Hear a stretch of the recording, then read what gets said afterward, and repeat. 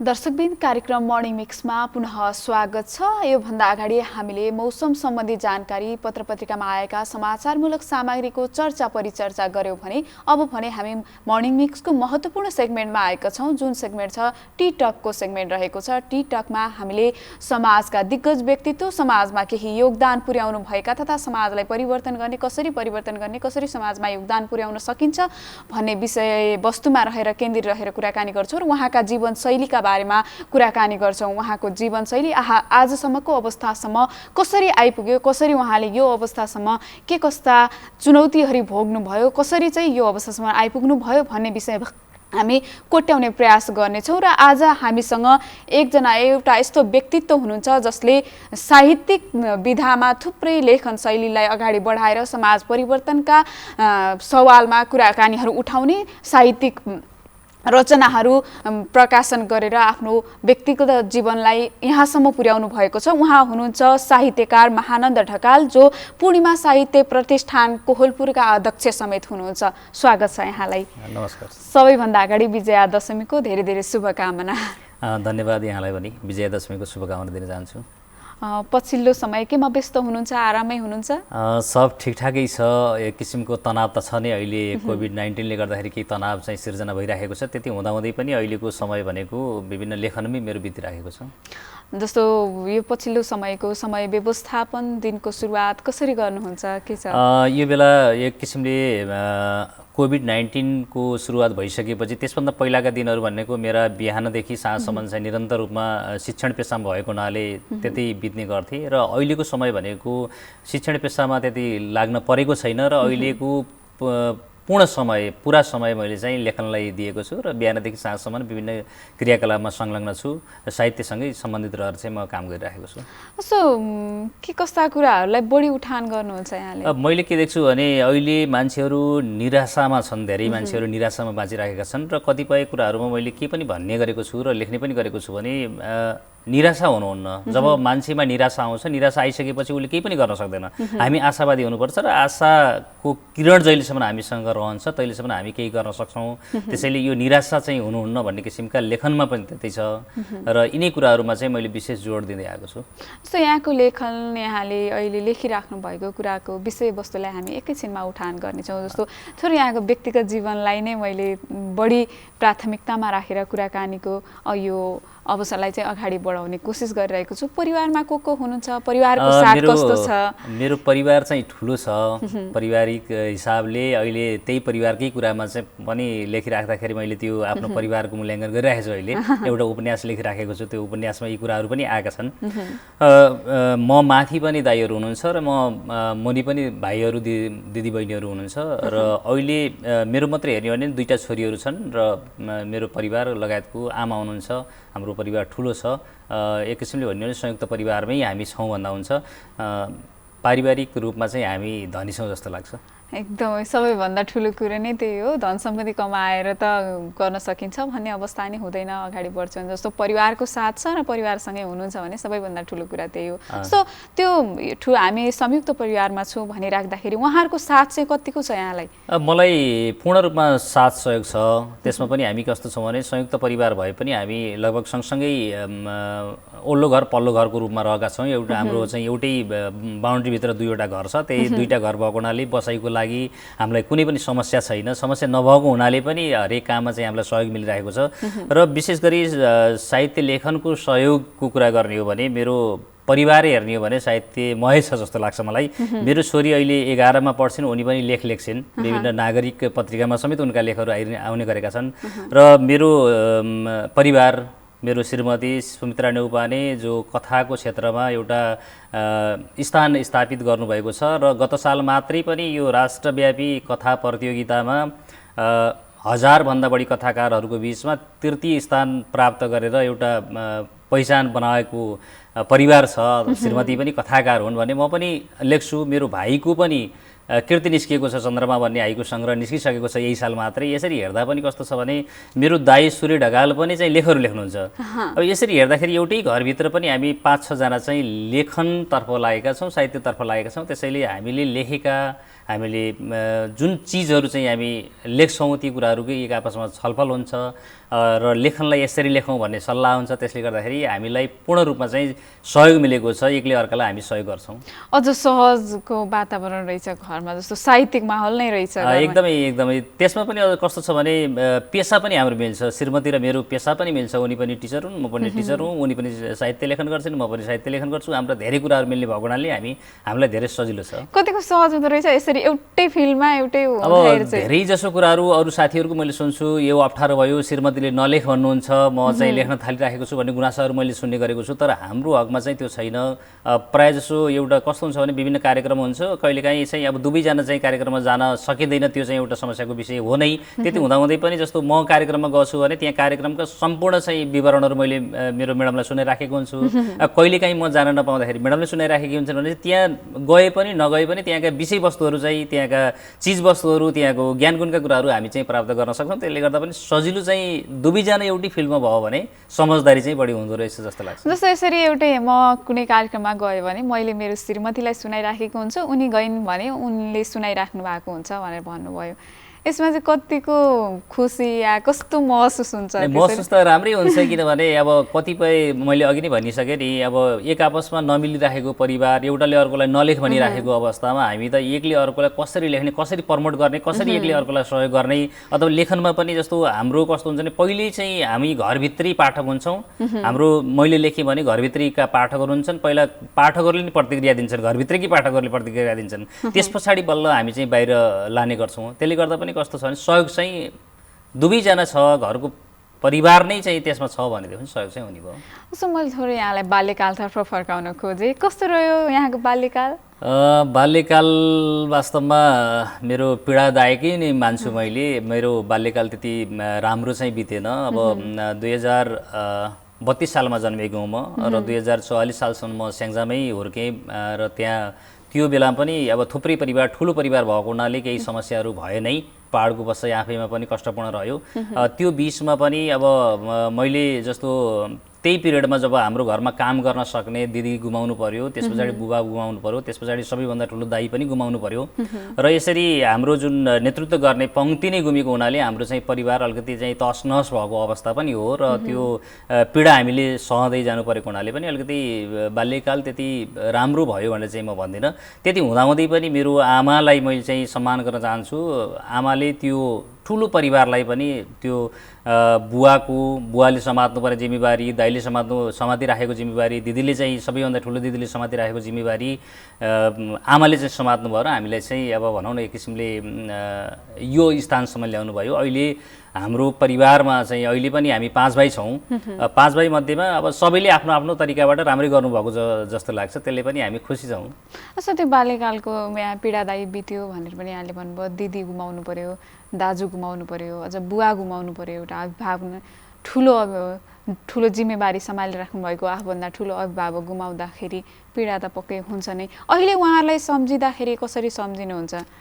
अब एउटा के लाग्छ भने मैले कति ठाउँमा भनेको पनि छु, म यी जुन मैले गुमाउन परेका व्यक्तित्वहरू भनेका म लगभग 11-12 वर्षको छँदा नै गुमाएका चाहिँ व्यक्तित्वहरू हुन् र त्यो म सानो छँदाखेरि बुवाले चाहिँ यो चण्डीका श्लोकहरू चाहिँ पढ्नुहुन्थ्यो। त्यो प्रभाव चाहिँ मलाई रहेको जस्तो लाग्छ। अहिले उहाँले चाहिँ श्लोक हालेका कुराहरूलाई चाहिँ त्यो त्यही अनुसार चाहिँ मैले पनि लेख्नुपर्छ कि भन्ने चाहिँ त्यो भित्र थियो होला र नै मैले लेखेँ जस्तो लाग्छ। त्यो अहिलेको अवस्थामा हेर्दाखेरि मेरो दाइ दिदी र चाहिँ बुवाहरूको केही प्रेरणा, उहाँहरूले गर्न खोजेका कुराहरू चाहिँ सकारात्मक थियो होला र नै म यो बाटोमा लागेँ जस्तो लाग्छ। त्यसैले मैले उहाँलाई सम्झिराखेको हुन्छु।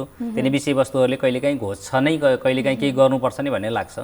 कस्तो स्वभाव, जस्तो मैले थोरै अझै बाल्यकालकै कुराहरू जोडेँ, कस्तो स्वभावको हुनुहुन्थ्यो त्यति बेला? हुन्छ नि चञ्चले, चकचके, या कस्तो स्वभावको हुनुहुन्थ्यो? म खासै त्यति चञ्चले थिएँ जस्तो लाग्दैन र अहिले पनि म सम्झन्छु। मेरो चाहिँ आफ्ना आफन्तहरूले मध्येको एउटा चाहिँ दाइ हुनुहुन्थ्यो। उहाँ चाहिँ अब पढाइ लेखाइमा अलिकति राम्रो त्यो गाउँमा चाहिँ गनिएको व्यक्ति हुनुहुन्थ्यो र म चाहिँ कतिपय ठाउँमा टोलाएर बस्ने गर्दो रहेछु र हेर्ने, डाँडा काँडा हेर्ने त्यस्तो गर्दो रहेछु। अनि बुवाले चाहिँ यो जति बेला पनि टोलाउँछ भनेर गाली गर्नुहुँदो रहेछ र त्यो गाली गर्ने गर्ने बेलामा चाहिँ त्यो दाइले जुन अलिकति पढे लेखेको दाइ हुनुहुन्थ्यो उहाँले चाहिँ यसको चाहिँ स्वभाव भनेको इन्जिनियर बन्ने जस्तो छ, यसले हरेक कुरालाई चाहिँ निहालेर हेरिराखेको हुन्छ भनेपछि यो त राम्रो पक्ष हो भनेर चाहिँ भनेको मैले अहिले पनि सम्झन्छु ती कुराहरू। भन्दा त्यो हिसाबले पनि हेर्दाखेरि मलाई के लाग्छ भने म चाहिँ त्यो चञ्चल स्वभावको सायद थिइनँ होला, म कुनै पनि गम्भीर तरिकाबाट म सोच्थेँ होला जस्तो लाग्छ त्यो बाल्यकालमा पनि। त्यस्तै लडेको, साथीहरूसँग झैझगडा गरेको, त्यस पछाडि बदमासी गरेका, विभिन्न चाहिँ हुन्छ नि केटाकेटीले हात भाँच्ने, खुट्टा भाँच्ने इत्यादि, टाउका फुटाल्नेहरू इत्यादि हुन्छ नि, त्यो चाहिँ मेरो जीवनमा त्यस्तो कहिल्यै पनि परेन जस्तो लाग्छ। यसो बाल्यकालमा यसो सम्झिनु पर्दाखेरि सम्झन लागेको केही घटनाहरू के कस्तो छ? घटनाहरू त थुप्रै छन्। एउटा घटना त जुन मैले भनिहालेँ पीडादायी घटना, त्यस पछाडि स्कुल पढ्दाका पनि थुप्रै घटनाहरू छन्। साथीहरूसँगै जाँदा जाँदै अब जस्तो खेल्न जाने क्रममा सँगै साथीहरूको लैमा विभिन्न ठाउँमा जाँदाखेरि साथीहरूलाई घटना भएका कुराहरू पनि छन्, स्मरणमा छ। र कतिपय दुःखपूर्ण जीवन चाहिँ बिताइयो। पढ्न जाँदाखेरि कापी कलम नहुने कुरादेखि लिएर विद्यालय जानको लागि कपडा नभएर चाहिँ घरै बसेका चाहिँ क्षणहरू पनि मसँग छन्। ती चाहिँ अलिकति दुःखपूर्ण चाहिँ हुन्। कसरी त्यसलाई सहज बनाउनु भयो? जस्तो पढ्न जाँदाखेरि कापी कलम पनि सहजका कुरा गर्ने भने विद्यालय जाँदाखेरि अब स्कुल ड्रेस नहुँदाखेरि हजुरले कति पताउने कति नपताउने भन्ने कुरा पनि छ। हाम्रो परिवारमा कस्तो थियो भने मैले दुःखपूर्ण कुरा त बताइराखेको छु। यो वर्दी आइसकेपछि जब आमाको नेतृत्वमा चाहिँ हाम्रो परिवार चाहिँ अगाडि बढिराखेको थियो, हामी सबै साना थियौँ, सबै पढ्ने थियौँ। र त्यस्तो अवस्थामा कस्तो थियो भने हामीलाई कापी किताब किन्नको लागि पनि अलिकति समस्या चाहिँ पर्थ्यो। त्यो समस्या परेको बेलामा चाहिँ हामीले के गर्थ्यौँ भने जस्तो चेल पार्क भन्ने मसी हुन्थ्यो र जिस्ताहरू चाहिँ ल्याइन्थ्यो, सिलाइन्थ्यो र चेल पार्कको मसीले हामीले मजाले लेख्थ्यौँ। लेखिसकेपछि त्यो कापीलाई हामी चाहिँ त्यो हाम्रो घर नजिकै कुला थियो, त्यो कुलामा फालिदिन्थ्यौँ। पहिला कुलामा फालेर भिजाउँथ्यौँ, त्यस पछाडि लगेर हामी छानामा फालिदिन्थ्यौँ। त्यो केही दिनमा त्यो घामले त्यो पानी जति सबै चाहिँ पानीले पखालेर लान्थ्यो त्यो चाहिँ लेखेको मसीलाई। चेल पार्कको मसीलाई मात्रै त्यस्तो गर्थ्यो। त्यो गइसकेपछि फेरि हामी त्यसलाई चाहिँ रफको रूपमा प्रयोग गर्थ्यौँ, रियुज गर्थ्यौँ हामीले त्यसरी। त्यो चाहिँ क्रम हाम्रो लगभग 3-4 वर्षसम्म चाहिँ दाइ र मेरो चाहिँ बढी चल्यो, भाइ बहिनीको अलिक कम चल्यो, हाम्रो चाहिँ बढी चल्यो। त्यो किसिमले पनि कतिपय कुरालाई जसरी हुन्छ म्यानेज गर्नुपर्छ भन्ने कुरा, कतिपय कुराहरू लेख्ने कुरालाई पनि याद गर्ने कुराहरू, त्यसरी पनि हामी चाहिँ अगाडि बढ्यौँ। र एउटा मात्रै कुरा के हुन्थ्यो भने सधैँ आमाको जसरी हुन्छ पढ्नुपर्छ, तिमीहरू नपढेसम्म नि हाम्रो परिवार तर लाग्दैन भन्ने आमाको चाहिँ कुरा हुन्थ्यो। त्यसैले हामी चाहिँ त्यसरी नै अगाडि बढ्थ्यौँ। जस्तो आमाकै साथकै कारण अहिले यहाँ एकदमै हो, एकदमै हो। त्यो आमा अहिले पनि हुनुहुन्छ होला? आमा अहिले कसरी सपोर्ट गरिराख्नुहुन्छ? अब अहिले त अब आमा खुसी हुनुहुन्छ। आमा चाहिँ अहिले पनि धेरै मान्छेहरू आउँछन्। पहिला आमाप्रति नै चाहिँ धेरैले चाहिँ आमाले गरेको चाहिँ जुन साहस छ, आमाले गरेको जुन कार्य छ त्यसलाई चाहिँ सम्मान गर्नुपर्छ भनेर सिकाइराख्नु भएको हुन्छ। अब हामीले पनि त्यसलाई मनन गरिराखेका हुन्छौँ। आमा खुसी हुनुहुन्छ, हामीसँगै हुनुहुन्छ, रमाउनु भएको छ। अब बाँच्दै रहे नाच्दै गर्न सकिन्छ भने जस्तै आमा चाहिँ खुसी हुनुहुन्छ अहिले। अहिलेसम्म पनि आमाको साथ छ, आमासँग रहनु। बुवा त अब सानै उमेरमा गुमाउनु भयो होइन, त्यो नै सबैभन्दा ठुलो कुरा हो। जस्तो यहाँ विद्यालय जाँदाखेरि कस्तो खालको विद्यार्थी हुनुहुन्थ्यो? औसत या एकदम औसतमा म एकदमै राम्रो भनेर सबैभन्दा राम्रो विद्यार्थी चाहिँ होइन, तर नराम्रो चाहिँ होइन। कहिले पनि प्रथम एकपटक आएको अवस्था हो, नत्र भने दोस्रो तेस्रो चाहिँ म स्कुल जीवनमा सधैँ आएँ। भन्नाले राम्रै त्यही हिसाबको हो। गाउँमा पढेको विद्यार्थी हो, त्यसैले एकदमै एक्स्ट्रा चाहिँ क्षमतावान मान्छे हुँ भनेर म भन्दिनँ। तर दोस्रो तेस्रो चाहिँ मैले स्कुली जीवनमा सधैँ आएँ होइन। त्यो क्षमतावान नै भन्न सकिन्छ त्यसलाई चाहिँ होइन। एकदमै सो रुचि के थियो यहाँको बाल्यकालमा? चाहिँ म के बन्छु होला जस्तो लाग्थ्यो खासमा? रुचि चाहिँ मैले अहिले हेर्छु, मैले 6-7 कक्षामा कतै कतै त्यो लेखेको कुरामा पनि to be a good lecture भनेर चाहिँ लेखेको रहेछु मैले। त्यति बेला एउटा राम्रो लेक्चर भन्ने चाहिँ सपना बाँधेको रहेछु त्यो बेलामा। 6-7 कक्षामा पढ्दा पनि डक्टर पाइलट हुने चाहिँ इच्छा राखेको रहेनछु जस्तो लाग्छ। र त्यस पछाडि जति बेला म जान्ने केही बुझ्ने हुन थालेँ, त्यस पछाडि भने चाहिँ साहित्यले मलाई चाहिँ अलिकति आकर्षित गरेको हो। 6-7 कक्षाबाट नै मैले सुरुमा लेख्दाखेरि मलाई अहिले सम्झना आउँछ। जस्तो किसान भन्ने कविता पढ्थ्यौँ हामी। त्यो किसान भन्ने कवितालाई ठ्याक्कै त्यो विद्यार्थी बनाएर त्यो किसान भन्ने कवितामा जे कुराहरू लेखेको थियो त्यो विद्यार्थीको चाहिँ पाटो बनाएर मैले कविता लेखेको मैले अहिले सम्झन्छु। अनि चाहिँ अलिकति केही जान्ने बुझ्ने हुन थालिसकेपछि म चाहिँ साहित्यमा अलिकति बढी रुचि राखेँ जस्तो लाग्छ। र त्यो to be a good lecture भन्ने पाटो त मेरो रहि नै राख्यो र त्यही पेसामै छु अहिले पनि। त्यसो चाहिँ अब किशोरावस्थामा आउनुभयो होइन, किशोरावस्थालाई सम्झिँदाखेरि कसरी सम्झिनुहुन्छ? किशोरावस्थाको भरो त्यति बढी चाहिँ मलाई याद छैन, किनभने पढाइतिर लाग्यो। पढ्नेमै आइयो र त्यो अब चञ्चले स्वभाव नभएको हुनाले पनि दायाँ बायाँ चाहिँ त्यो लाग्नेपट्टि पनि लागिएन, जसले गर्दाखेरि फेरि घर परिवार त्यस पछाडि म मुनि पनि थुप्रै भाइहरूको जिम्मेवारी पनि रह्यो मलाई। त्यसले गर्दाखेरि घरका कामहरू गर्नुपर्नेदेखि लिएर अझ के भन्यो भने किशोर अवस्थामा जुन जस्तो एसएलसी पास गरिसकेपछि सिधै क्याम्पस आउनुपर्ने हो, क्याम्पस पढ्नको लागि चाहिँ नसकेर 1 साल चाहिँ हामी दाजुभाइले चाहिँ पालो पालो गरी पनि हामी क्याम्पस पढ्यौँ। जस्तो 1 साल दाइले मलाई पढाउनु भयो, आफूले चाहिँ पढ्न छोडेर चाहिँ त्यो खेतबारी जोतेर, त्यस पछाडि फेरि दाइ पढ्न आउनुभयो, मैले खेतबारी जोतेर मैले चाहिँ दाइलाई पढाएँ, यसरी पनि हामीले पढ्यौँ। त्यसले गर्दाखेरि त्यो त्यसै किसिमबाट चाहिँ हाम्रो यो उमेर चाहिँ निकै अब त्यो यो तपाईँले यसरी भनिरहँदाखेरि त निकै मेहनत गरेर यहाँसम्म आइपुग्नु भयो होइन। जस्तो दाइले पढाएर दाइले मलाई पढाउनु भयो, खेतबारी जोतेर मैले दाइलाई भनौँ एकअर्काको सहकार्य पहिल्यैदेखि रह्यो। एकदमै परिवारको साथ त यहीँबाट छ भन्ने पनि थाहा भयो। त्यसका अलावा जस्तो यो अतिरिक्त क्रियाकलापमा कतिको हुनुहुन्थ्यो, कतिको चाहिँ राम्रो थियो? त्यसमा पनि मलाई केही रुचि चाहिँ थियो।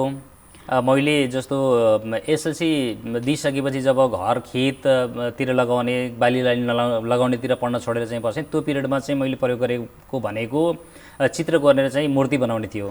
मूर्ति पनि बनाउँथेँ मैले, र एउटा मूर्ति अहिले पनि याद छ मलाई, त्यो एउटा मूर्ति शिवको मूर्ति बनाएँ मैले। त्यो उसलाई परललाई काटेर अनि त्यो वनकसको रसीलाई काटेर त्यस पछाडि बाँधेर लिपपोत गरेर चाहिँ एउटा शिवको मूर्ति बनाएको थिएँ मैले। लगभग चाहिँ 12-15 वर्ष चाहिँ त्यो मूर्तिलाई आमाले पुज्नु पनि भयो। पछि जस्तो बर्दियाको बनियाबारमा हो यो यस्तो भएको, त्यहाँबाट यता आइसकेपछि जब कोलपुरतिर आइसकेपछि अब त्यो मूर्ति पनि माटाको मूर्ति लिएर आउने कुरा पनि भएन। त्यस पछाडि त्यसै छोडियो त्यो मूर्ति। भनेपछि चित्र बनाउने र मूर्तितिर पनि मेरो रुचि थियो, तर त्यसलाई मैले त्यति निरन्तरता दिन सकिनँ मूर्तिलाई। र चित्रको हकमा चाहिँ अब जस्तो टिचिङ पेसामा लागिसकेपछि पनि मैले केही चित्रहरू बनाएँ। अहिले पनि केही स्कुलहरूमा मैले बनाएका जस्तो बुद्धका चित्रहरू अहिले पनि भेटाउन सकिन्छ। अहिले पनि चाहिँ छन् त्यो चित्रहरू। मूर्तिहरूको कामलाई चाहिँ अहिले निरन्तर मूर्तिहरू चाहिँ मैले एउटा मात्रै बनाएँ, एउटा बनाएँ। अब पहिला जस्तो माटाका केही समयको लागि मात्रै टेक्निकली बनाउने चाहिँ फरक पाटो रह्यो कि त्योभन्दा पहिला बनाएको केही समयसम्मको टिकाउको लागि भनेको चाहिँ मैले बनाएको त्यही एउटा मूर्ति मात्रै हो। त्यसलाई अलिकति मेहनत पनि गरेको थिएँ मैले, मेहनत गरेको थिएँ। पछि चाहिँ त्यो पार्ट चाहिँ मैले समातिनँ। त्यो निरन्तरता दिन्छु जस्तो लागेन? त्यतापट्टि चाहिँ मलाई त्यस्तो लागेन। अब यो मूर्तिको पार्ट चाहिँ मेरो हो जस्तो पनि लागेन। मैले चाहिँ बरु साहित्य चाहिँ मेरो हो जस्तो लाग्यो, त्यो पार्ट चाहिँ मेरो हो जस्तो लागेन र मैले त्यतापट्टि चाहिँ ध्यान दिइनँ। म त अब वैवाहिक जीवनतिर आउन चाहेँ। जस्तो किशोरावस्थासम्म मैले सोधेँ, त्यसपछि पढाइ, यहाँको पढाइ चाहिँ औपचारिक रूपमा कतिसम्म? मेरो चाहिँ अब डिग्रीसम्मको मेरो पढाइ हो। त्यस पछाडि मैले अगाडि बढेको छैन। पढ्ने इच्छा त छ नै अझै पनि। स्नाकोत्तर पास गरिसकेपछि अब यही पेसामा चाहिँ लागेँ, त्यतिपट्टि रमाइराखेको छु। कुन फिल्डबाट मास्टर गर्नुभयो? मैले चाहिँ एजुकेसन हो मेरो। एजुकेसनबाटै अहिले टिचिङ पेसामा पनि आबद्ध हुन्छ। जस्तो मैले अब थोरै वैवाहिक जीवनको कुरा गरेँ। जस्तो वैवाहिक विवाह कहिले गर्नुभयो? कस्तो विवाह गर्नुभयो? जस्तो प्रेम विवाह या मागी विवाह के थियो यहाँको? मेरो विवाह चाहिँ 2059 सालमा चाहिँ मैले विवाह गरेको हुँ र विवाह मेरो मागी विवाह नै हो। र मागी विवाहमा पनि अब धेरै साथीहरूले के भन्छन् भने फिल्ड पनि मिल्ने, धेरै कुराहरू मिल्ने, र अनि म चाहिँ बर्दियाको मान्छे, म्याडम चाहिँ उहाँ गुल्मीको मान्छे, यो कसरी विवाह हुन पुग्यो? यदि टाढाको कुरा तिमीहरूको कतै पढ्दाखेरि अथवा चाहिँ यो प्रेम विवाह थियो कि प्रेम चलेको थियो कि भनेर चाहिँ साथीहरू भन्नुहुन्छ। तर त्यस्तो होइन, मेरो चाहिँ एकदमै एरेन्ज म्यारेज नै हो, मागेरै विवाह भएको। र मैले उनको आनी बानी सबै बुझेर र उनले मलाई चाहिँ पुरै बुझेर विवाह भएको पनि होइन।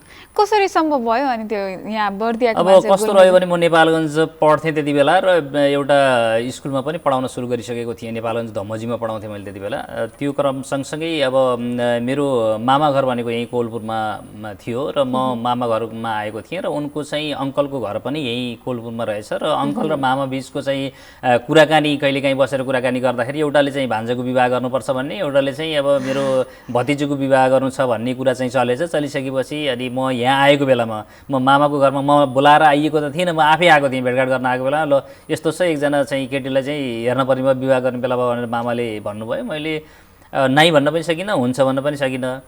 त कस्तो रह्यो भने मामाले भनेका कुराहरूलाई सिधै काट्ने हाम्रो चलन थिएन। मामाका जुन छोराहरू हुनुहुन्छ, अहिले पनि 8 भाइ छोराहरू हुनुहुन्छ, उहाँहरू यहीँ कोलपुर आसपासमा हुनुहुन्छ, गनिएको फ्यामिली उहाँहरूको नि। उहाँहरूले पनि जस्तो आफ्नो बुवाले भनेको कुरा काट्ने चलन थिएन भने हामीले पनि काट्थेनौँ।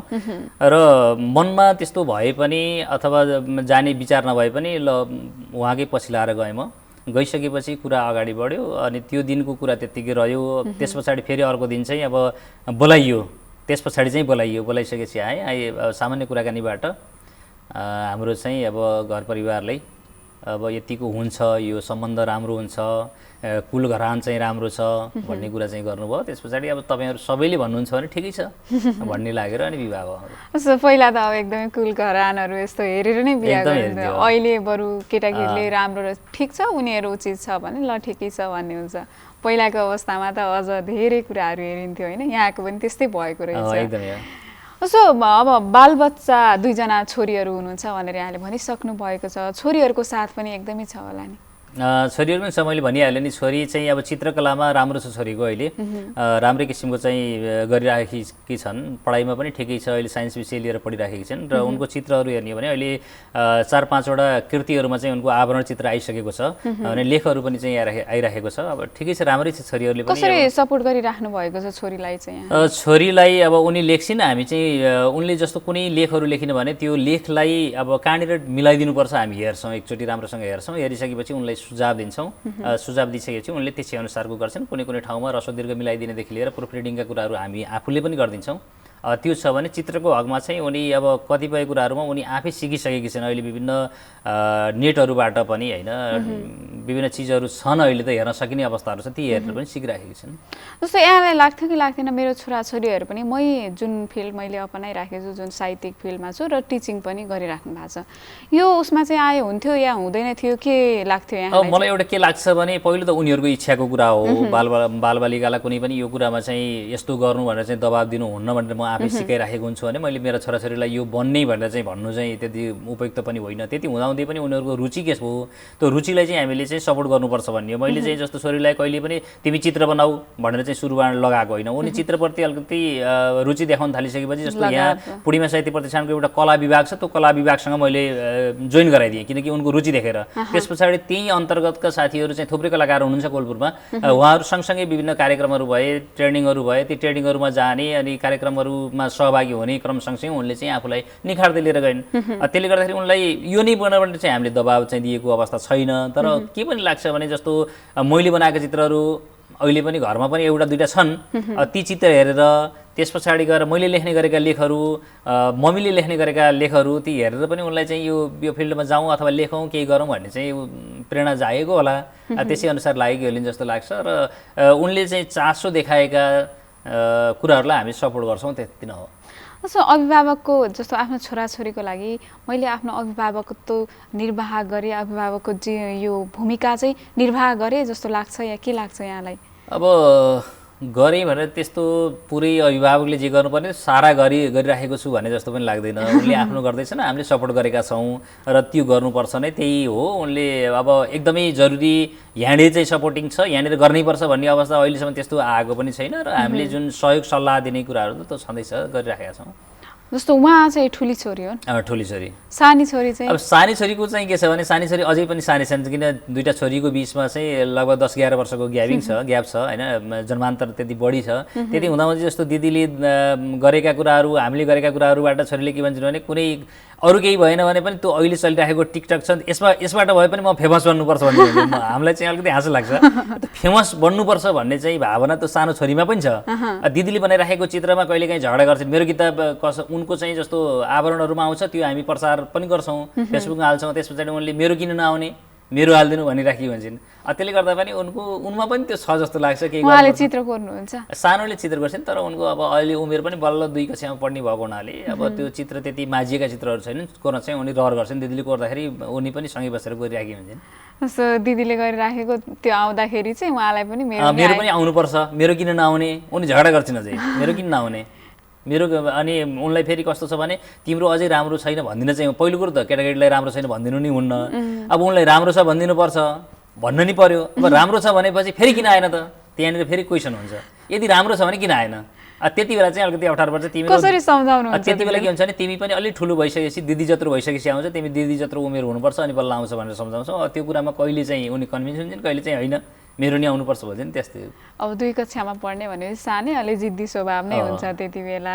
यो खासमा यत्रो धेरै ग्याप चाहिँ किन छोरी 2टा छोरीमा चाहिँ? अब पहिलो कुरा त जन्मान्तर कायम गर्नुपर्छ भन्ने पढाउने शिक्षक हौँ हामी दुवैजना। दोस्रो कुरा के भयो भने अब म पनि जागिर गर्ने उनी पनि जागिर गर्ने, हामी जिल्लाको हिसाबले पनि उनी बाँकीमा जागिर गर्ने म बर्दियामा जागिर गर्ने। अब जागिर गर्ने मान्छे अब पुरै बच्चा एउटा हुर्काउँदै गरेको अवस्थामा फेरि अर्को बच्चा चाहिँ जन्माएर हुर्काएर त्यस पछाडि यहाँबाट कोलपुरबाट फेरि चिसापानी हो उनले पढाउने सूर्योदय माविमा पढाउँछन् उनी, त्यहाँसम्म दैनिक रूपमा जाने जस्तो समस्याहरू चाहिँ अलिकति गाह्रो हुन्छ जस्तो पनि लाग्यो। त्यही गर्दा गर्दै हामी चाहिँ अब केही समय पछाडि बच्चा जन्माउने भन्ने क्रम सँगसँगै ढिलो भएको हो। पछि गएर अब जसै पनि सुरुमा त एउटा मात्रै बच्चा जन्माउने भन्नेमा थियौँ, पछि कस्तो रह्यो भने बच्चाले नै मलाई साथी चाहियो, छोरीले नै चाहिँ अर्को किन फलानाको यसको दुईवटा छन् हाम्रो किन नहुने जस्ता कुराहरू गर्न थालेपछि हो जस्तो पनि लाग्यो। ठिकै छ एउटालाई अर्को साथी हुन्छ भन्ने पनि लाग्यो अनि बल्ल बच्चा जन्माउने प्रयास गरेको। मैले अहिलेसम्म त यहाँको व्यक्तिगत जीवनकै बारेमा कोट्याउने प्रयास गरेँ, कति कोट्याएँ कति कोट्याउन सकिनँ त्यो त मलाई ठ्याक्कै मैले अब प्रयास मात्रै गरेको, कति जति मैले जति हजुरले चाहनु भएको छ त्यति मैले कोट्याउन नसकेको हुनसक्छु। थोरै मैले साहित्यिक यात्रातर्फ लागेँ। अब कसरी चाहिँ यतातिर लगाव भयो यो साहित्यिक यात्रामा, म साहित्यिक यात्रामै जान्छु, अझ टिचिङ फिल्डमा हुनुहुन्छ यहाँ, कसरी चाहिँ म यो फिल्डमा जान्छु भन्ने यहाँमा लगाव आयो त? मैले सुरुमा पनि भनिसकेको छु, जस्तो 6 कक्षामा पढ्दाखेरि त किसान भन्ने कवितालाई विद्यार्थी बनाएर मैले चाहिँ त्यति बेला लेखेको कुरा मैले अघि नै बताइसकेको छु। त्यस पछाडि जब 9-10 क्लास पढ्ने टाइममा हो, 9 पास गरेर 10मा भर्खरै मात्रै गएको थियौँ विद्यालयमा। हाम्रो चाहिँ अब यो विभिन्न कम्पिटिसनहरू हुन्थ्यो, प्रतिस्पर्धाहरू हुन्थ्यो, त्यसमा चाहिँ कविताबाट मैले चाहिँ प्रथम स्थान हासिल गरेको थिएँ। त्यसले गर्दाखेरि मैले लेख्न सक्ने रहेछु भन्ने चाहिँ त्यति बेला पनि लाग्यो। त्यस पछाडि मैले त्यही समयमा मैले एउटा मेरी छोरी भन्ने कविता सङ्ग्रह मैले चाहिँ पढेँ विश्वप्रेम अधिकारीको। त्यो सङ्ग्रह पढिसकेपछि सधैँ जस्तो पाठ्य पुस्तकमा मात्रै ती नामहरू देख्थेँ मैले, पछि गएर जस्तो किताबको रूपमा पनि आउने भनेपछि ओहो कृति पनि हुँदो रहेछ भन्ने लाग्यो। त्यस पछाडि त्यही टाइममा मलाई के लाग्यो भने त्यही समयमा मैले चाहिँ प्रण गरेको थिएँ यो किताब यसरी निकाल्न मिल्ने रहेछ, कुनै दिन मैले पनि किताब निकाल्ने हो भने मलाई त्यति बेला लागिसकेको थियो। त्यस पछाडि किताब निकाल्ने हो भन्ने लागिसकेपछि त अब जसरी हुन्छ जाने पनि नजाने पनि मिले पनि नमिले पनि लेख्नेपट्टि लाग्यो। अब लेख्ने क्रम सँगसँगै अब त्यो एउटा बानी नै पर्दै गयो, जसले गर्दा लेख्न थालियो, लेखियो, लेखिँदै आइया छ अहिलेसम्म पनि। जस्तो यो साहित्यिक यात्रामा प्रवेश गरेको 2 दशकभन्दा बढी यहाँको बितिसकेको छ, यसलाई सम्झिनु पर्दाखेरि कसरी सम्झिनुहुन्छ? मैले जे गरेको छु ठिकै गरेको छु भन्ने लागिरहेको छ र गर्ने कर्म हो, कर्म जस्तो गरिन्छ कर्म गर फलको आश नगर भन्ने जुन भनाइ छ त्यसै अनुसार मैले जे गरेको छु गरे अनुसारको चाहिँ रेस्पोन्स पनि राम्रै पाइराखेको छु। साथीहरूले पनि तपाईँको यो रचना यतिको राम्रो छ, यतिको यो चाहिँ यसलाई सुधार्नुहोस् भन्ने पनि कुरा गर्नुहुन्छ र उहाँहरूले जुन प्रतिक्रिया दिइराख्नु भएको हुन्छ जसले गर्दाखेरि मैले लेखेका रचनाहरू ठिकै छन् जस्तो पनि लागिराखेको छ र यसलाई अझै राम्रो बनाउनु कसरी पर्छ भन्ने सोच बनाइराखेको छु। आफूलाई यो क्षेत्रमा लागेकोलाई मलाई कुनै गुनासो छैन, मलाई बरु चाहिँ गर्वको महसुस भइरहेको छ। सो यहाँका मैले 1-2वटा कवि यो गजल तथा यहाँका रचनाको मैले थोरै लेखेको छु। खण्डित आत्मगजल, उस्तै उस्तै नदीका उस्तै उस्तै छालहरू भनेर अव्यक्त प्रशंसा गजल सङ्ग्रह, यस्तै थुप्रै गजल सङ्ग्रह यहाँहरूले यस्तै थुप्रै रचनाहरू गरिसक्नु भएको छ। थोरै केही सुनाउन मिल्छ हामीलाई? सुनाउन मिल्छ। जस्तो 2058 सालमा खण्डित आत्मा प्रकाशित भएको मेरो, 2059 सालमा उस्तै उस्तै नदीका उस्तै उस्तै छालहरू भन्ने गजल सङ्ग्रह हो यो। त्यसै गरी अव्यक्त प्रत्याशा 2063मा प्रकाशित भयो र घाम उदाय भन्ने चौथो कृति चाहिँ यो 68मा प्रकाशित भयो। अहिले अब यो दसैँभन्दा पहिल्यै हुन्छ कि भन्ने लागेको छ मलाई। सिमाना भन्ने मुक्तक सङ्ग्रह मेरो चाहिँ अब एकदमै आउने तयारीमा छ, सबै तयारी भइसकेको छ, प्रेसले अब ब्यान्डिङको काम गरिरहेको छ। मलाई लाग्छ यो दसैँ सँगसँगै यसलाई चाहिँ बजारमा लान पाए हुन्थ्यो भन्ने लागेको छ। जुन रचनाको कुरा गर्नुभएको छ, मैले पछिल्लो समय मुक्तकलाई बढी जोड दिएको हुनाले, जस्तो मुक्तक सङ्ग्रह निकाल्दै गरेको हुनाले त्यो मुक्तकलाई जोड्न चाहन्छु। एउटा मुक्तक यहाँहरूको लागि पस्कन चाहन्छु। फेरि पनि म अरू नै सुनाउन लगाउने छु यहाँलाई। ठिक छ। सगरमाथा झुकेको कसरी हेर्न सकिएला, सगरमाथा झुकेको कसरी हेर्न सकिएला, मेची काली दुखेको कसरी हेर्न सकिएला, सगरमाथा झुकेको कसरी हेर्न सकिएला, मेची काली दुखेको कसरी हेर्न सकिएला, हिमाल पहाड तराई आफ्नै लाग्छ मलाई, हिमाल पहाड तराई आफ्नै लाग्छ मलाई, समीकरण फुटेको कसरी हेर्न सकिएला, समीकरण फुटेको कसरी हेर्न सकिएला। एउटा मुक्तक हो यो। निकै मिठो शब्दहरू छ र देशभक्तिको यसमा शब्दहरूमा झल्किन्छ देशभक्तिको भावना। यसलाई यसरी मुक्तकहरू लेखिराख्दाखेरि कस्ता कस्ता विषयवस्तुलाई बढी उठान गर्नुहुन्छ या के? मेरो मुक्तकहरूको विषयवस्तु मात्रै नभएर लेखनको विषयवस्तु हेर्ने हो भने अहिले पछिल्लो समय समसामयिकता र राष्ट्रियतासँगै सम्बन्धित रहेका छन् मेरा मुक्तक अथवा अन्य रचनाहरू। र केही समय पहिला जस्तो गजल लेख्ने क्रममा श्रृङ्गारिक धारलाई मैले बढी प्रयोग गरेँ र जस्तो खण्डित आत्मा जति बेला 2058मा निक्ल्यो त्यसमा समावेश भएका अधिकांश गजलहरू मेरा चाहिँ श्रृङ्गारिक भागमा छन्। र पछिल्लो समयमा अव्यक्त प्रत्याशासम्म आउँदाखेरि मेरा जस्तो आधा आधीको रूपमा आयो भने अहिले पछिल्लो समयमा अहिले लेख्दै गरेका चाहिँ अहिले श्रृङ्गारिक धारलाई मैले एकदमै कम मात्रै लेख्छु र धेरै भनेको मेरो समसामयिकता र चाहिँ यो राष्ट्रप्रेम सँगै सम्बन्धित छन्। खासमा यो श्रृङ्गारिक धारलाई म कम लेख्न थालेको छु भन्नु खासमा किन? यो उमेर पनि हो कि जस्तो पनि लाग्छ होइन।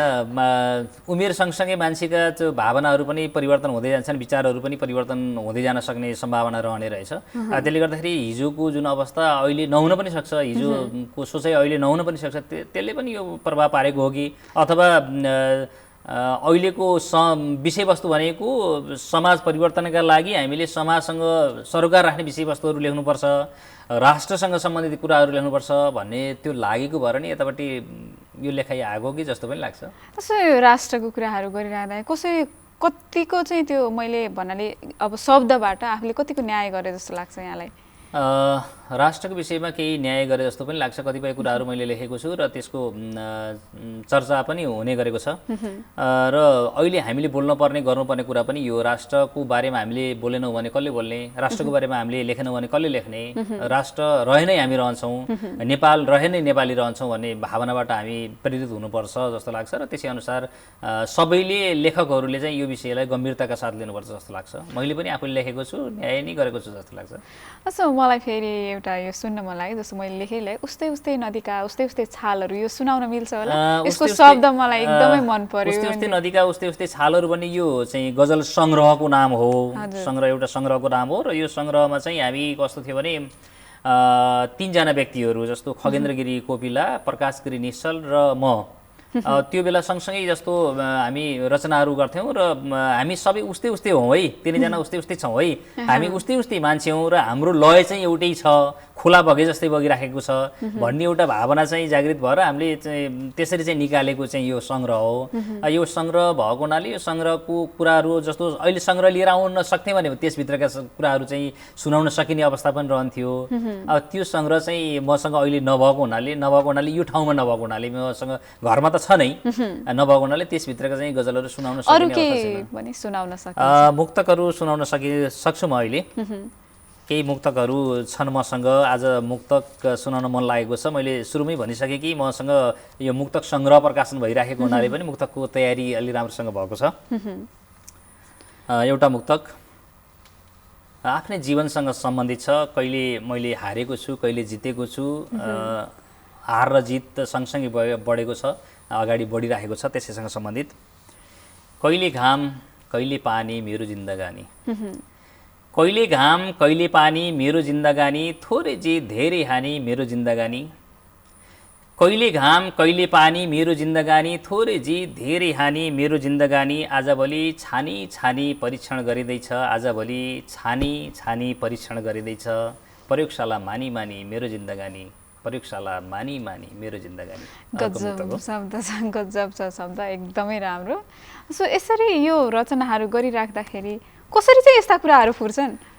कहिलेकाहीँ कस्तो हुन्छ भने लेखाइ चाहिँ मलाई पनि अनौठो लाग्छ, अचम्म लाग्छ नै। कहिलेकाहीँ सर्र चाहिँ लेखिन्छ, एकै बसाइमा चाहिँ लेखिन्छ, कहिलेकाहीँ एकै बसाइमा हुन्न। एउटा मुक्तक लेख्नको लागि, एउटा गजल लेख्नको लागि, एउटा गीत लेख्नको लागि मलाई त्यो समय थुप्रै लागेको पनि उदाहरणहरू छन्। जुन चाहिँ रचना सर्र बगेर आउँछ त्यो रचना चाहिँ आफैलाई पनि राम्रो लाग्छ। अलि अड्कन परेका, केही अल्झिन परेका कुराहरूमा अलिकति कता कता नमिले जस्तो पनि लाग्छ र धेरै समय पछाडि त्यसलाई पुनर्लेखन गरिसकेपछि बल्ल त्यो चाहिँ मिले जस्तो लाग्छ। त्यसले गर्दा कुनै विषयवस्तु कहाँको भनौँ न कुनै ठाउँमा गइसकेका दृश्यहरू र आफूले पढ्दै गरे पछि आइसकेका आकृतिहरू ती कुराहरूले चाहिँ र समाजमा घटेका घटनाहरू यी सबै कुराहरूले चाहिँ यो चिज यस्तै लेख्न सकिन्छ भन्ने लाग्छ अनि लेखिन्छ त्यसरी आउने हुन् यी कुराहरू। जस्तो साहित्यमा बढी जस्तो अब अहिले तपाईँ देशभक्तिका यस्तै मैले बढी उठान गरिरहेको छु, उमेरको माग पनि हो कि के हो भनेर कस्ता कस्ता विषयहरूलाई बढी उठान गर्दाखेरि चाहिँ आफूले मैले केही गरेँ जस्तो फिल हुने चाहिँ खासमा कुन कुन विषयवस्तु? अब अहिलेको विषयवस्तु के छ भने जस्तो एउटा चाहिँ भनेको सामाजिक विकृति विसङ्गतिका कुराहरू छन्। अहिले पनि अब मान्छेमा चेतना छैन भनौँ, मान्छे चेतनशील भएको जस्तो पनि लाग्छ। जस्तो नेपालकै हकमा हेर्ने हो भने पनि अब केही समयभित्र 100% साक्षरताको अवस्था आउँदैछ। अब यस्तो यति धेरै साक्षरता भएको ठाउँमा चेतनै छैन भन्न त मिल्दैन। त्यति हुँदाहुँदै पनि समाजमा घट्ने घटनाहरू हेर्दाखेरि अहिले पनि नेपाल र नेपालीहरूमा चेतनाको स्तर एकदमै तल्लो स्तरमा छ जस्तो लाग्छ। सामाजिक विकृति र विसङ्गति अहिले पनि यथावतै छन्। त्यसको साथसाथै फेरि राजनीतिक रूपमा हेर्दा पनि राजनीतिक परिवर्तन चाहिँ भए पनि जुन समाज परिवर्तनको बाटोमा कुनै पनि राजनीतिज्ञहरू चाहिँ अगाडि बढ्न सकिरहेको अवस्था छैन। जसरी हुन्छ आफ्नै लागि मात्रै गरिराखेको जस्तो पनि देखिएको छ।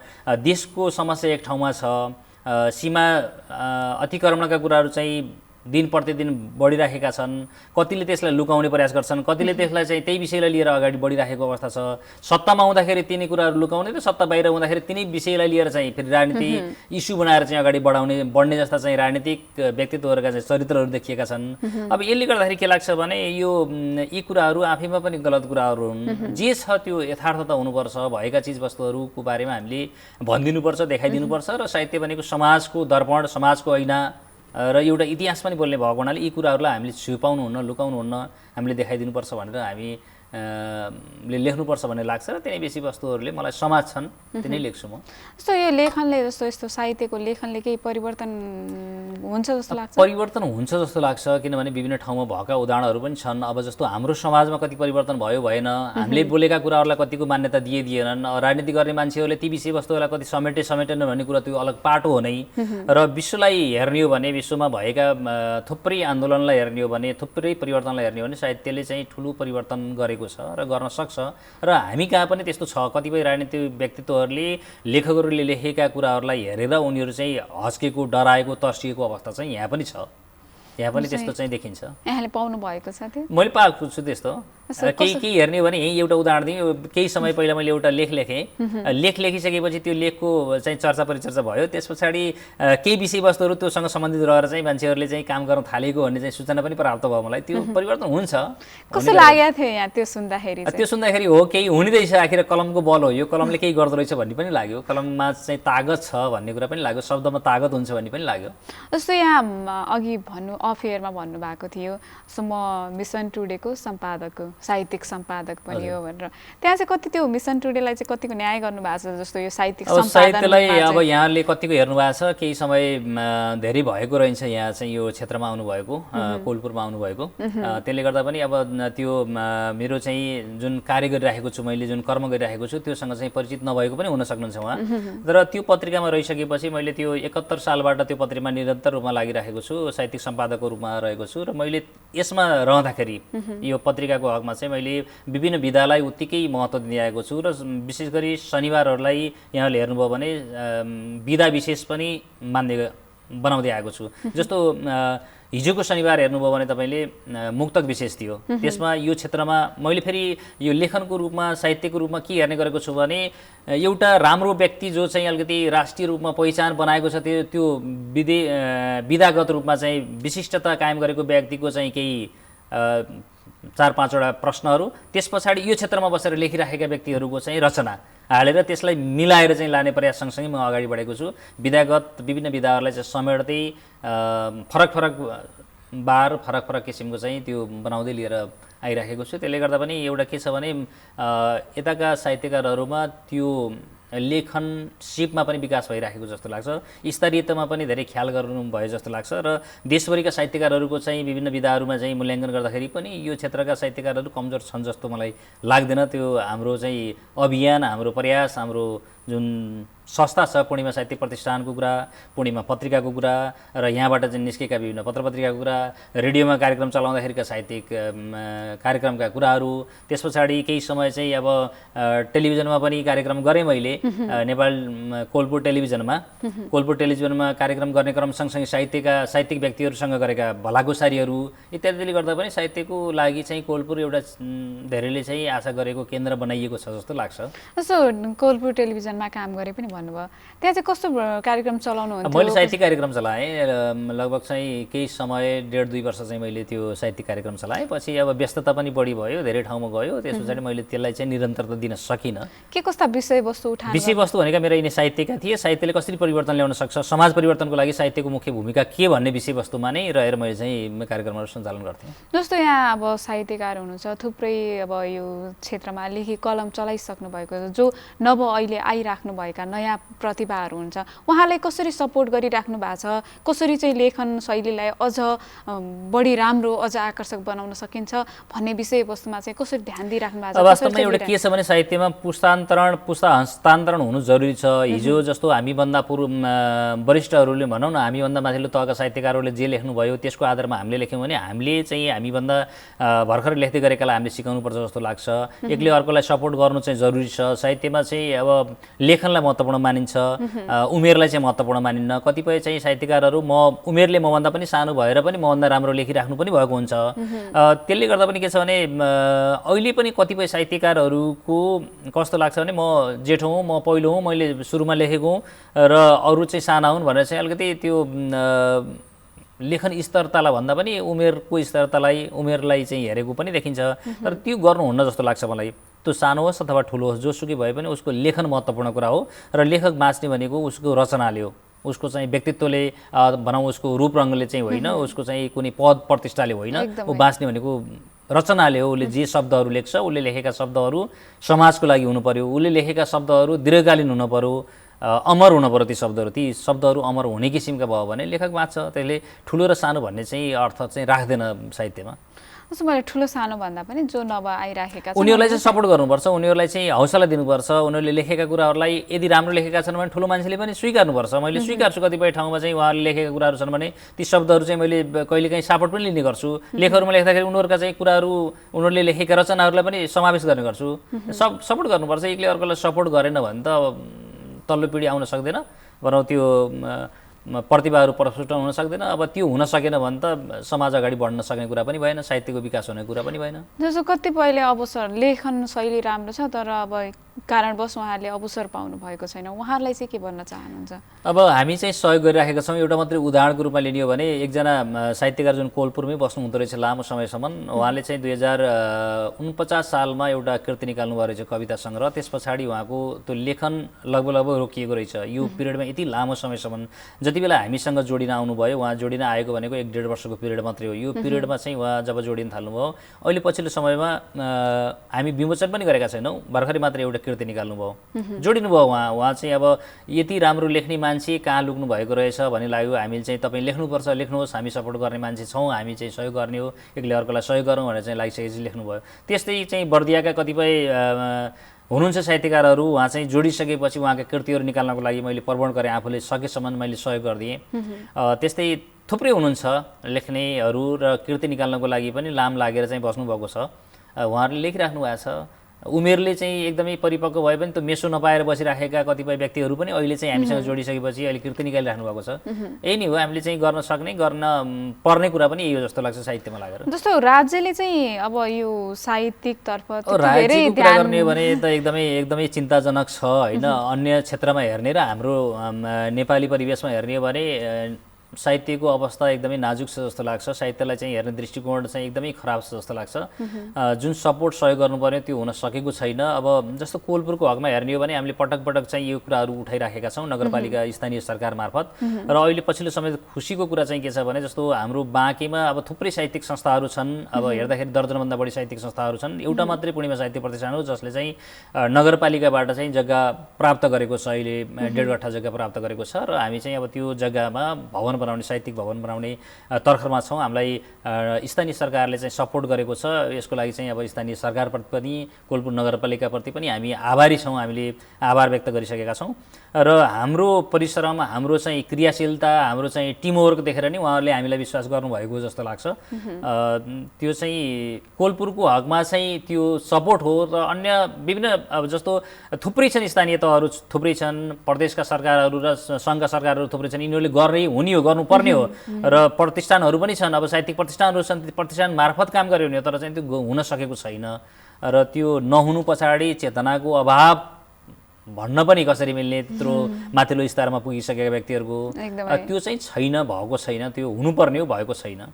जस्तो अब हामी कार्यक्रमको अन्तिमतिर आइसकेका छौँ। धेरै कुराहरू सोध्न मन थियो, सोध्न पनि सकिनँ होला। जस्तो यो साहित्यिक विधामा चाहिँ किन लेख्नुपर्छ जस्तो लाग्छ यहाँलाई? समाज परिवर्तन नै हो एउटा कुरा। दोस्रो कुरा भनेको सबैभन्दा त आफ्नो इच्छाको कुरा हो र सन्तुष्टिका कुरा पनि हुन्। आफू जेमा सन्तुष्ट हुन्छ मान्छेले त्यही नै गर्छ। कतिलाई चाहिँ लेखनमा सन्तुष्टि हुन्छ, कसैलाई खेलमा सन्तुष्टि हुन्छ, कसैलाई केमा हुन्छ, कसैलाई चाहिँ अब घुम्नमा सन्तुष्टि हुन्छ। आफ्नो आफ्नो चाहिँ रुचिको विषय हुन्। अब लेख्नको लागि मेरो चाहिँ सन्तुष्टिको विषय भनेको लेखन हो र त्यही आफू सन्तुष्ट हुनको लागि नै मैले चाहिँ लेख्ने गर्छु। अरूले पनि सायद त्यस्तै आफ्नो रुचि अनुसारै त्यस्तै गर्नुहुन्छ होला। सो मैले अन्तमा अब एउटा मात्रै क्वेसन सोध्न चाहेँ यहाँलाई। आखिर जीवन के रहेछ जस्तो लाग्छ यहाँलाई? यसरी जुन अब अहिले साहित्यिक विधाबाट आफ्नो नाम चिरपरिचित गराइराख्नु भएको छ, एउटा शिक्षण पेसामा पनि आबद्ध हुनुहुन्छ, विद्यार्थीहरूलाई आफ्नो आफूले दिनुपर्ने ज्ञान दिइराख्नु भएको छ। यो सँगसँगै अहिले यो चलाइराख्नु भएको छ जुन जीवन, यो खासमा जीवन चाहिँ के रहेछ, कसरी चाहिँ अगाडि बढ्नुपर्ने? जीवनलाई मान्छेले फरक फरक दृष्टिकोणबाट हेर्ने गर्छन् र आफ्ना आफ्ना हुन्छन् दृष्टिकोण। वास्तवमा यो जीवन आफैमा चाहिँ एकदमै सुन्दर छ जस्तो लाग्छ मलाई। जीवनलाई कतिले बोझ मानेको अवस्था पनि देखिन्छ, कतिले सङ्घर्ष मानेको अवस्था देखिन्छ, कसैले यो नाटक हो भन्छ, कसैले के भन्छ। मलाई त एकदम रमाइलो लाग्छ जीवन। आखिर जिउनु छ, जिउने क्रम सँगसँगै हामीले चाहिँ मात्र यति एउटा सोच्नुपर्छ जस्तो लाग्छ भने, जस्तो हामी कुनै ठाउँमा हिँड्छौँ भने त्यहाँ पाइला परेको चाहिँ छ भने त्यहाँ यो मान्छे हिँडेको रहेछ भने सङ्केत देखिन्छ। त्यसरी हाम्रो जीवन पनि अब यो एकदमै लामो त छैन नै, होइन, केही समयको लागि मात्रै हो। अब यो समय सीमित समयको लागि आएका हामी मान्छेहरूले केही न केही हामीले छोडेर जानुपर्छ, केही न केही सङ्केत चाहिँ दिएर जानुपर्छ, केही न केही चिनो चाहिँ भविष्यको लागि चाहिँ छोड्नुपर्छ भन्ने लाग्छ। जस्तो मैले सम्पत्ति कमाउँछु भने म रहने बेलासम्म मात्रै फलानाको सम्पत्ति, यो महानन्दको सम्पत्ति भनिदिन सक्छ। जस्तै उदाहरणको रूपमा ल्याउँ, मैले औँठी लगाएको छु, यहाँ छोडेर गएँ भने कसको औँठी भन्दाखेरि यो महानन्द ढकालको औँठी भन्न सक्छ। मैले यहाँ छोडेर जाने बित्तिकै अथवा अर्को कुनै व्यक्तिले त्यो औँठी लगायो भने फलानाको औँठी भन्ने हुन्छ अथवा फलानाको सम्पत्ति भन्ने हुन्छ। तर मैले कुनै कृति निकालेँ भने त त्यो मेरो दर पुस्ताले 10औं पुस्ता पछाडि गएर यो चाहिँ फलानाको चाहिँ भन्दैन, उसले के अरे आफ्नो चाहिँ भन्न सक्दैन, यो चाहिँ फलानाकै भन्छ, मेरै भन्छ, महानन्दकै भन्छ। त्यसले गर्दा पनि के छ भने हामीले छोड्ने भनेका ती चिजहरू हुन्। सम्पत्ति छोडेर चाहिँ ठुलो मान्छे, सम्पत्ति धेरै भएर चाहिँ ठुलो मान्छे बनिन्न, बरु केही रचना, केही कृति, केही सन्देश, केही चिजहरू छोड्न सकियो भने, आफू मरेर गए पनि केही कृति छोड्न सकियो भने त्यो चाहिँ महत्त्वपूर्ण हो। त्यो आफ्नो प्योर सम्पत्ति भनेको, आफ्नो सम्पत्ति भनेको त्यो सम्पत्ति हो जस्तो लाग्छ मलाई। हुन त मैले भनिहालेँ, आफ्नो आफ्नो सोचाइ हुन्छ, सबैको यस्तै सोचाइ नहुन पनि सक्छ, एकदमै त्यस्तो हो। त्यसले गर्दाखेरि जीवन चाहिँ एकदम रमाइलो छ, जीवन चाहिँ अर्थपूर्ण छ। यो अर्थपूर्ण जीवनलाई अर्थपूर्णै बनाएर चाहिँ छोड्नुपर्छ जस्तो लाग्छ। हस्, यहाँको व्यस्त समयका बावजुद पनि हामीलाई समय दिनुभयो, समय उपलब्ध गराइदिनु भयो, यहाँलाई धेरै धेरै धन्यवाद। निकै आभारी छु म यहाँहरूप्रति पनि। यहाँहरूले मलाई बोलाउनु भयो, मेरा चाहिँ बाल्यकालदेखिका केही कुराहरू सुन्ने र सुनाउने अवसर दिनुभयो र जतिले यो टेलिभिजन हेरेर बसिराख्नु भएको छ दर्शकहरू, उहाँहरूप्रति पनि म आभार व्यक्त गर्दछु र यो अवसरको लागि आभारी छु। हस्, नमस्कार। दर्शकवृन्द, हामीले आज कुराकानी गऱ्यौँ महानन्द ढकाल साहित्यकार तथा पूर्णिमा साहित्य प्रतिष्ठानका अध्यक्ष। उहाँले थुप्रै 2 दशकभन्दा बढी भइसक्यो साहित्यिक क्षेत्रमा प्रवेश गर्नुभएको र थुप्रै रचनाहरू पनि आफ्नो निकालिसक्नु भएको छ। के कति कुराकानी गर्न सक्यौँ, त्यो जति हामीले निकाल्नुपर्ने कुराहरू थियो त्यो निकाल्न नसकेका पनि हुन सक्छौँ। यहाँहरूलाई कस्तो लाग्यो उहाँसँग कुराकानी? जस्तो लाग्यो त्यस्तै प्रतिक्रिया दिनुहोला। अब भने हामी कार्यक्रमको अन्तिम चरणमा आइसकेका छौँ र कार्यक्रममा हामीले मौसम सम्बन्धी जानकारी, पत्रपत्रिकामा आएका समाचारमूलक सामग्रीको चर्चा परिचर्चा पनि गऱ्यौँ र अहिले एकजना विशिष्ट दिग्गज व्यक्तित्वसँग पनि हामीले कुराकानी गऱ्यौँ। यो सँगसँगै कार्यक्रमको अन्तिम चरणमा आइसकेका छौँ र यहाँलाई एनटिभी कोहलपुर हेर्दै गर्नुहोला। तपाईँको दिन शुभ रहोस्। अब भने समाचारमूलक सामग्री छोड्दै हामी पनि बिदा हुन चाहन्छौँ। नमस्कार।